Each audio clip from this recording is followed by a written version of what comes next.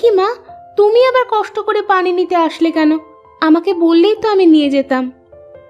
না রে মা, তোকে দিয়ে আমার এত কাজ করাতে মোটে ভালো লাগে না।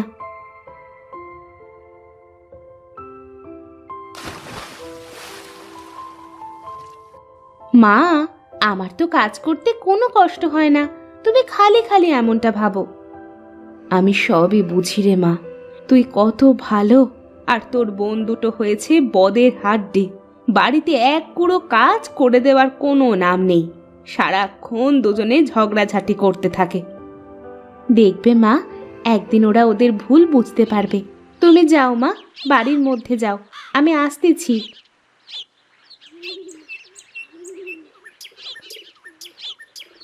আমার বোন দুটো কবে যে ওদের ভুল বুঝতে পারবে, কবে যে ওরা ঝগড়াঝাটি বাদ দিয়ে মিলেমিশে থাকবে।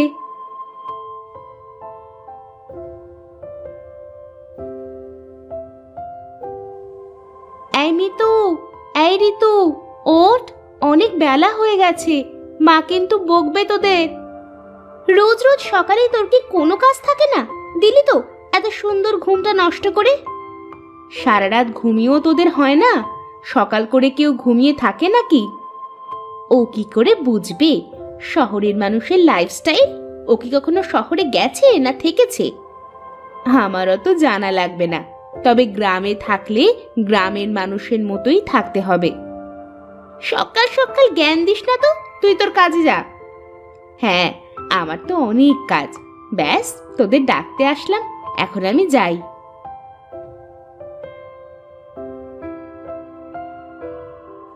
আজ সারাটা দিন যে কেমন যাবে কে জানে। ঘুম থেকে উঠেই ওই অপয়ার মুখ দেখতে হলো।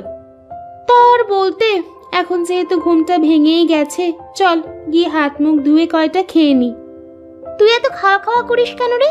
তোকে না বলেছি একটু কম কম খাবি? বেশি খেলে কিন্তু মোটা হয়ে যাবি, তখন আর তোর দিকে কেউ তাকিয়েও দেখবে না। তা ঠিকই বলেছিস তুই, চল চল এখন বাইরে যাই আগে, তা না হলে মা আবার কথা শুনিয়ে দেবে।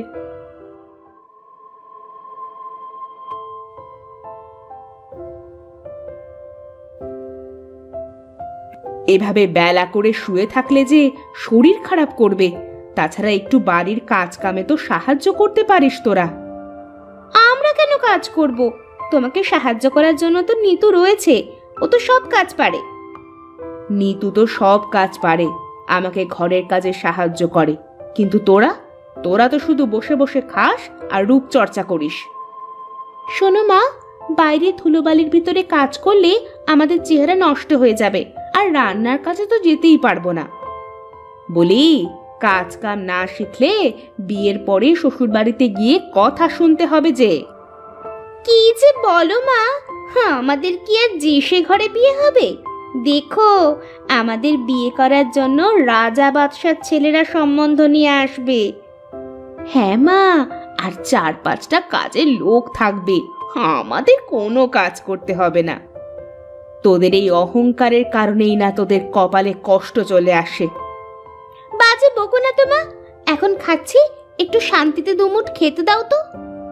আহ মা, এখন এসব কথা না বললে কি তোমার হতো না? চুপ করো, ওদের খেতে দাও। আর হ্যাঁ, ওরা কেন কাজ করবে? আমি তো তোমার সব কাজ করে দিই। থাক, আর আমাদের হয়ে সাফাই গাইতে হবে না, তুমি আগুনে ঘি ঢালার লোক। চল মিতু, আমার খাওয়া শেষ।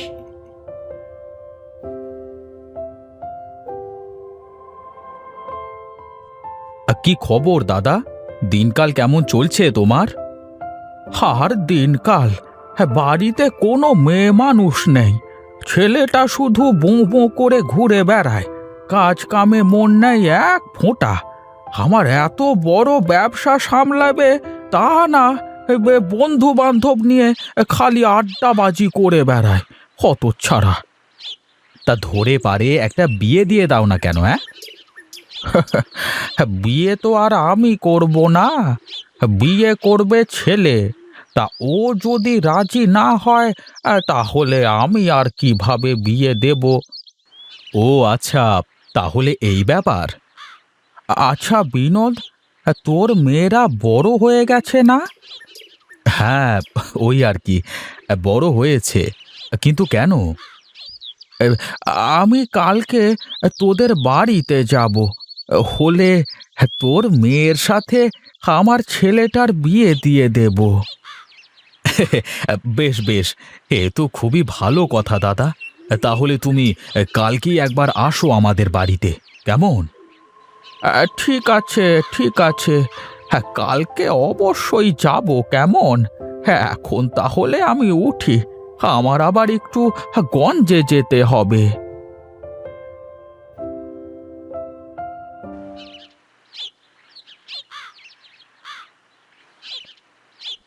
তুমি চলে এসেছো বাবা? হ্যাঁ রে মা, চলে আসলাম। মিতু আর ঋতুকে ডাক দে দেখি। তুমি দাঁড়াও, আমি এক্ষুনি ডেকে আনছি। কি গো, তুমি ব্যাগের ভিতরে করে কি নিয়ে আসলে? কি আর নিয়ে আসবো, মেয়েদের জন্য কিছু নিয়ে আসলাম। তুমি আমাদের ডেকেছো বাবা? হ্যাঁ রে মা, এই দেখ আমি তোদের জন্য কি নিয়ে এসেছি। বাহ, খুব সুন্দর চুড়ি বাবা, তুমি অনেক ভালো। চল চল, ঘরে গিয়ে চুড়িগুলো পরে দেখি কেমন লাগে। কি গো, তুমি দুই মেয়ের জন্য চুড়ি আনলে আর নিতুর জন্য কিছুই আনলে না? কে বলেছে তোমাকে যে আমার নিতু মায়ের জন্য কিছুই আনিনি? আমার নিতু মা তো ওদের মতো সাজুগুজু নিয়ে পাগল না, তাই আমি ওর চুল বাঁধার জন্য সুন্দর লাল ফিতা নিয়ে এসেছি। কই কই দেখি বাবা। যা মা, ঘরে গিয়ে ফিতা দিয়ে চুলগুলো বেঁধে নে, দেখি কেমন লাগে। দেখ তো নিতু, আমাকে দেখতে কেমন লাগছে? বাহ, খুব সুন্দর লাগতেছে। আর আমাকে? দুজনকেই খুব সুন্দর লাগতেছে। তোরা তো এমনিতেই দেখতে অনেক সুন্দর, এই চুড়িগুলো পরে তোদের আরো বেশি সুন্দর লাগতেছে। বাহ, তোর হাতের ফিতাটা তো খুব সুন্দর, তোর জন্য এনেছে বুঝি? হ্যাঁ রে, বাবা আমার চুল বাঁধার জন্য এই ফিতেটা এনে দিয়েছে। তুই তো আর আমাদের মতো এত সুন্দরী না যে বাবা তোকে আমাদের মতো সাজার জিনিস কিনে এনে দেবে। আমারও তো সাজার শখও নেই। বল যে তুই আমাদের মতো সুন্দর না তাই সাজিস না, আমাদের মতো সুন্দর হলে তো তুইও সাজদি। তোদের সাথে এই বাজে প্যাচাল পাড়াতে আমার আর ইচ্ছে হচ্ছে না, তোরা থাক, আমি গেলাম। ফিতেটা দিয়ে চুলগুলো বেঁধে যা, তা না হলে তো বাবা কষ্ট পাবে।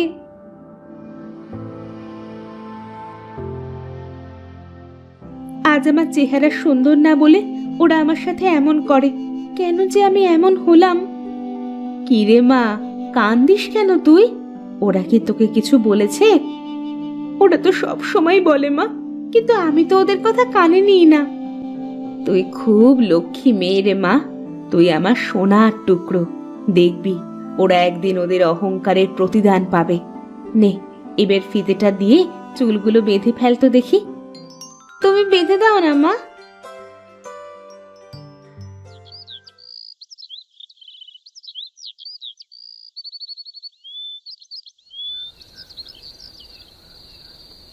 কিরে নিতু, নিবি নাকি একটু ক্রিম মুখে?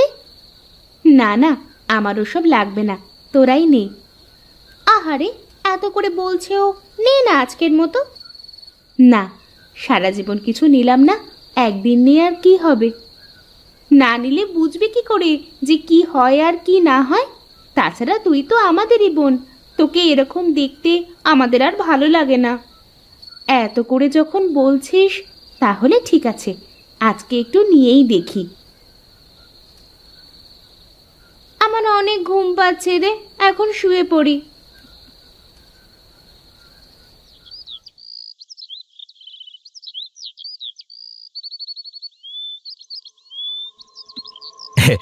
তাহলে শেষমেশ আসলেনি আমাদের বাড়িতে দাদা? কি আর করব, যে করি হোক ছেলেটাকে এবার বিয়ে দিতেই হবে। চাটা কেমন হয়েছে দাদা? খুব সুন্দর হয়েছে। কতদিন এরকম চা খাইনে। সেই যে গিন্নি চলে গেল, তারপর থেকে বাড়িটা কেমন যেন ফাঁকা ফাঁকা লাগে। গিন্নি, যাও যাও, তুমি ঘরের ভেতরে গিয়ে মেয়েদের নিয়ে আসো। হ্যাঁ হ্যাঁ, আমি এক্ষুনি যাচ্ছি।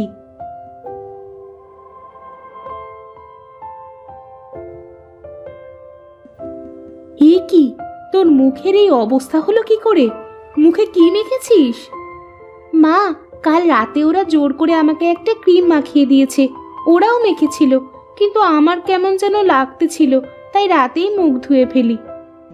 দেখেছিস তো বেশি রূপচর্চা করতে গেলে কি হয়। এখন আমি ওনাকে কি বলবো? মা, আমরা আমাদের ভুল বুঝতে পেরেছি, তুমি নিতুকে সাথে করে নিয়ে যাও। হ্যাঁ মা, আমরা আমাদের এই কুৎসিত চেহারা নিয়ে মানুষের সামনে যেতে চাই নে। তুমি নিতুকেই সাথে করে নিয়ে যাও। দেখো নিতুকে কত সুন্দর লাগতেছে।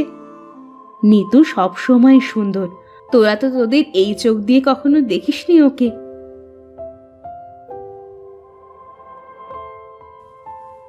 বাহ বাহ বাহ বাহ বাহ, কি ভারী মিষ্টি চেহারা, আমার খুব পছন্দ হয়েছে। সত্যি বলছো দাদা?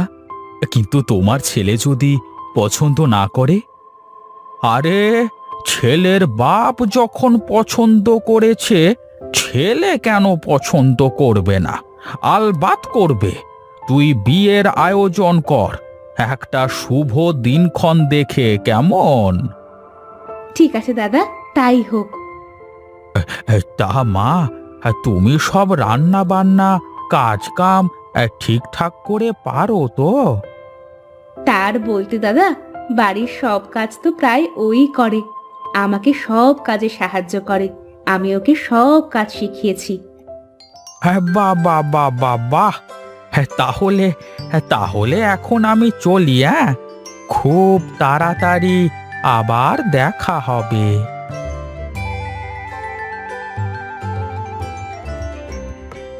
কি গিন্নি, বলেছিলাম না আমার নিতু মায়ের কপাল সত্যিই খুব ভালো? হ্যাঁ গো, সত্যিই তাই। দেখেছিস মা, তোরা যে রূপ নিয়ে অহংকার করতিস, আজ তার কি হলো? আমরা আমাদের ভুল বুঝতে পেরেছি বাবা। এখন থেকে আমরা আর কোনো অহংকার করব না। এখন থেকে মাকে বাড়ির সব কাজে সাহায্য করব। চল মা, ঘরে চল, বেশ কিছু কাজ করতে হবে।